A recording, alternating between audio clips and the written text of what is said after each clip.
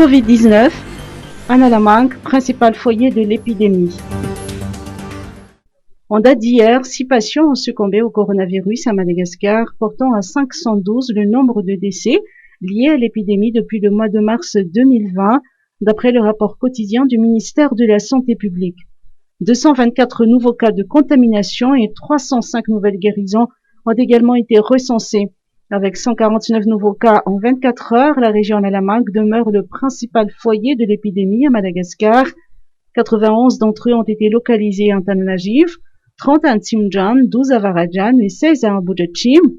Par ailleurs, 3837 personnes sont en cours de traitement, dont 288 présentant la forme grave de la maladie. États-Unis, lancement de l'opportunité d'investissement COVAX 2021. Les États-Unis sont actuellement le plus important donateur de COVAX, ce qui représente près de 40% des engagements de financement de COVAX AMC. Le gouvernement américain a déjà versé 2 milliards de dollars pour soutenir le COVAX AMC sur un total prévu de 4 milliards de dollars jusqu'en 2022.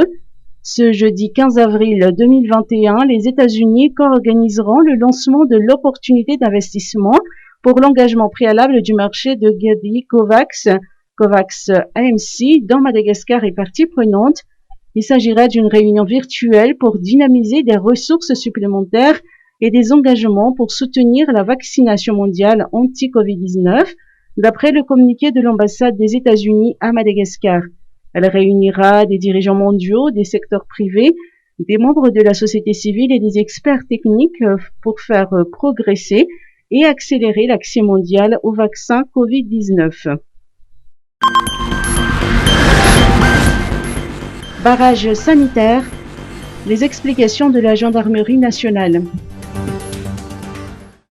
La gendarmerie nationale va renforcer les contrôles et les mesures au niveau des barrages sanitaires afin de maîtriser les entrées et sorties des véhicules des zones sujettes à des restrictions, comme à Analamang. Cette décision a été prise face aux véhicules qui tentent des déplacements sans motif valable. Le général Zaftin Bajaravoa, directeur de la sécurité et des renseignements auprès de la gendarmerie nationale, rappelle que seuls des véhicules de transport de marchandises et les personnes se déplaçant pour motif de santé et sur présentation des autorisations réglementaires peuvent passer les barrages. Le transport de dépouilles mortelles est autorisé uniquement si le défunt n'est pas mort de la Covid-19. Dans ce cas, la famille doit présenter un certificat de décès et de non-Covid ainsi qu'une autorisation de transfert. Pour la région Analamang, les barrages sanitaires sont installés à Imersetus qui assure la RN1, à Batlon sur la RN2, à Kasbe Anjamal sur la RN4, sur la RN3, la région inclut Andzurbe. Croix-Rouge Malagasy, appui en personnel au CTC 19. Dans le cadre de la lutte contre la Covid-19, la Croix-Rouge Malagasy a mis à la disposition de chaque centre de traitement Covid-19, au village voire Antotapenak, Ivat et Alarbi, 18 volontaires dont des brancardiers et des hygiénistes.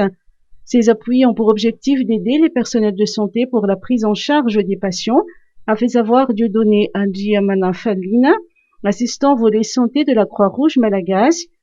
Outre ces appuis, il y a la requête du ministère de la Justice. La Croix-Rouge Malagasy assure également la désinfection de tous les bâtiments et services rattachés au ministère de la Justice, dont le NMG, le tribunal Anous, Pôle anticorruption et la Cour des comptes.